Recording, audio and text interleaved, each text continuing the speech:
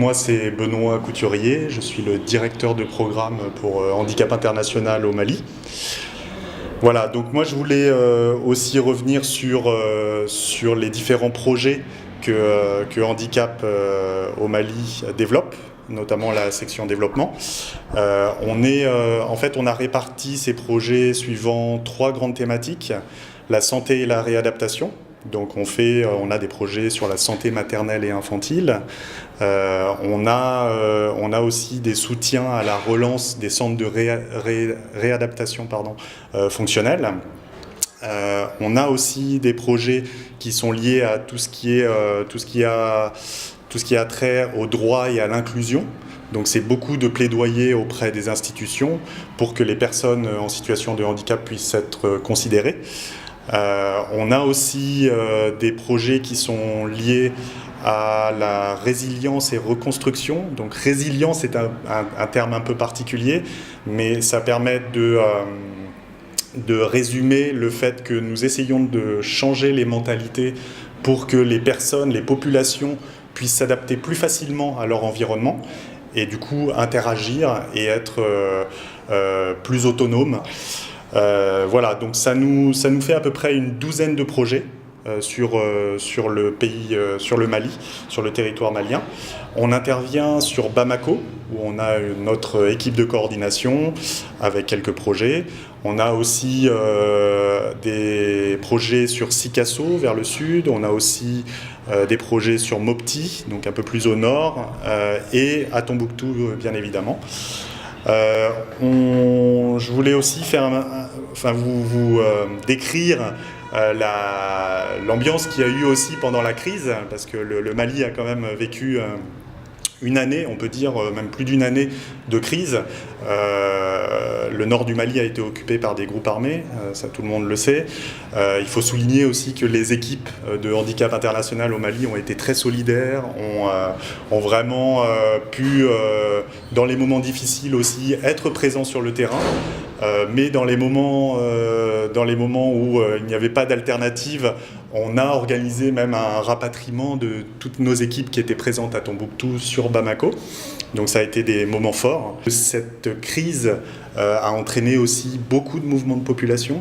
On estime à peu près 340 000 le nombre de personnes qui se sont déplacées à l'intérieur du territoire. Donc ce qui est assez important. Là j'ai une carte, je ne sais pas si vous la voyez derrière moi, mais le Nord Mali étant cette zone-là, donc là on est plutôt sur le sud du Mali, et vous avez donc ces personnes déplacées qui sont allées de Tombouctou, région de Tombouctou, de Gao, de Kidal, vers les zones de Mopti par ici, et sur Bamako bien évidemment. On a aussi des personnes qui se sont réfugiées donc dans les pays limitrophes. On en a à peu près 175 000, partagés entre le Niger, le Burkina et la Mauritanie. Je me présente d'abord. Je suis Mme Koulibaly Aminata Bamba. Je suis kinésithérapeute au CSRF, Centre de santé de référence de la commune 3 du district de Bamako. Et je suis la responsable de l'amicale des kinésithérapeutes du Mali. Je suis en train de faire comme ça la prise en charge d'une jeune fille qui présente une séquelle de méningite depuis à l'âge d'1 an. Dans sa bonne marche, un beau jour, elle a fait un accès de fièvre très intense qui a entraîné des convulsions. Je suis en train de l'inhiber comme ça parce qu'elle est très spastique, très spastique de l'hémicorps droit, ce qui influe sur toute sa motricité. Elle est très spastique de l'hémicorps droit. Je suis en train de l'inhiber comme ça pour faire chuter le tonus. Chaque fois que je fais chuter le tonus à la normale, je prends une posture et quelques minutes après, pouf, le tonus remonte et puis la posture elle est gâtée. Donc je suis en train de l'inhiber plusieurs fois et de reprendre la posture. Comme c'est un nouveau cas, il faut que j'ai des sédations au niveau des multiples rétractions pour pouvoir faire quelque chose avec elle. Donc, Maintenant, pour un début, la majeure partie de son traitement, c'est d'abord l'inhibition et les étirements doux, manuels très doux, pour faire céder un peu les multiples rétractions qui vraiment me posent des problèmes. C'est une fille très gentille que j'aime beaucoup, c'est mon amie. Elle est souvent coquine. Et on s'entend très bien. Ça fait sa deuxième séance. Bon, je m'appelle Mouro Mozon Koulibaly. Je suis le directeur de l'école fondamentale de Samé A, premier cycle. Handicap International a passé chez nous ici. Ils ont pu visiter et diagnostiquer tous les enfants de l'école, qui étaient au nombre de 585. Après une première consultation, ils sont partis.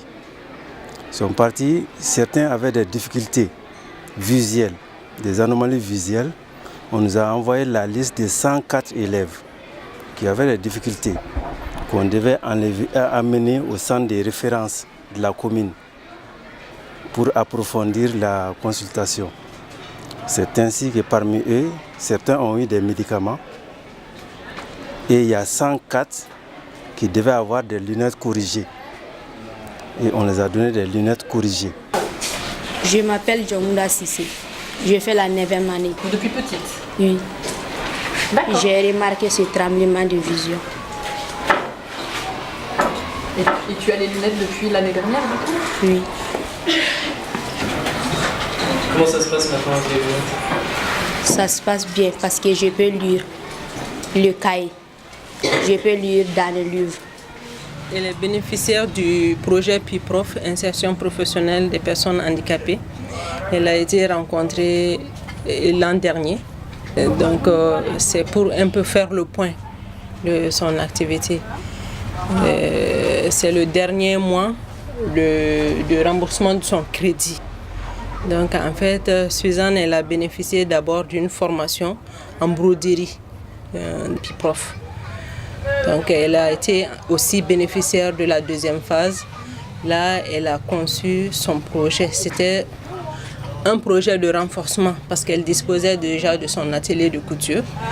Elle a eu un prêt pour acheter une machine à broderie. Et du coup, son activité a été vraiment renforcée. Donc, elle a bénéficié de formations en gestion simplifiée. Elle a aussi bénéficié d'une formation en alphabétisation. Moi, c'est Dé Mariamba. Je suis chargée de suivi sur le projet de PCP, détection prise en charge précoce des enfants de 0 à 14 ans. Donc, on est là dans un CESCOM à base communautaire, Bako Djigoroni. Et on a un espace de simulation ici qui permet de simuler les enfants de 0 à 5 ans.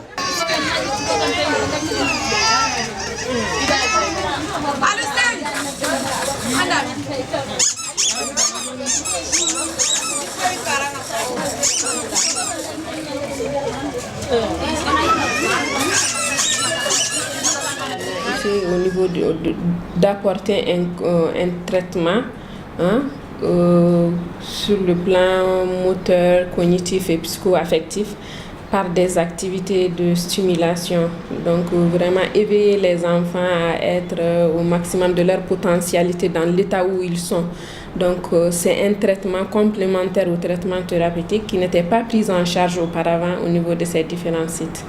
Donc c'est vraiment un premier apport au niveau national. C'est un projet pilote, si on veut dire, pour améliorer les enfants, à les amener à un niveau où ils peuvent vraiment développer leurs capacités psycho-affectives et cognitives. C'était un point qui était assez ignoré pendant longtemps, mais maintenant on a vu après des études que c'est les enfants qui sont exposés à des stimuli, à des jeux à ce stade, ils récupèrent plus vite et ils sont plus performants dans la vie courante que les enfants qui n'ont pas eu cette exposition.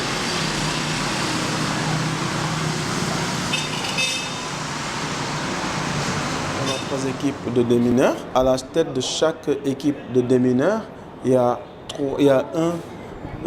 un spécialiste, un expert dans le domaine du déminage et de la dépollution. Il est expatrié. Expatrié, c'est parce qu'il a l'expérience, il a l'expertise par rapport au local. Il a eu à rencontrer plusieurs engins ou plusieurs armes dangereuses. Donc, et ensuite, il a un adjoint d'un niveau inférieur ou parfois égal. Et ensuite, il y a des nationaux qui forment l'équipe de démineurs. On a certes des tenues de protection on respecte les normes de lutte anti-mine en utilisant ces tenues de protection. Il y a toute une approche technique avant d'aller neutraliser ou détruire ces armes mortelles. Ibrahim Kabango Mega, je suis le responsable logistique de Handicap International Mali depuis le 3 mars 2005. Je tiens ce poste. Bon, je suis une personne handicapée aussi. Je suis marié, j'ai 5 enfants. Je suis un chef de famille. Bon, le métier de logisticien, ce que je fais ici en matière de logistique. Je suis là pour aider mes collègues à bien mener leurs activités, à savoir leurs déplacements, à savoir tout ce qui est besoin en consommable, en équipement. Aussi les accompagner dans la maintenance de leurs équipements. Quand je dis leur déplacement, il faut prendre en compte tous les équipements véhicules. Donc on s'occupe aussi d'un parc auto, un parc véhicule. Tous sont utiles pour nous permettre de mener à bon port nos activités. Handicap International, c'est une structure chez nous au Mali qui a permis aux personnes handicapées de sortir et de s'exprimer clairement. Avant les années 96, la personne handicapée, c'est un mythe. Quand il y a une personne handicapée dans ta famille, on le cache quelque part. Il n'a pas droit à sortir parce que pour nous, dans notre culture, c'est une sanction divine. C'est une punition pour la famille. On ne voyait pas. Et aujourd'hui, grâce à Handicap International, les personnes handicapées ne sont plus dans les maisons, ils sont ailleurs, ils travaillent comme les autres. Il y a une véritable intégration et les personnes handicapées parviennent aujourd'hui à constituer, à se faire une famille, à jouir, à s'épanouir et à vivre comme les autres. Nous sommes comme les autres, je le dis parce que je suis personne handicapée. Donc ça, c'est grâce à Handicap International.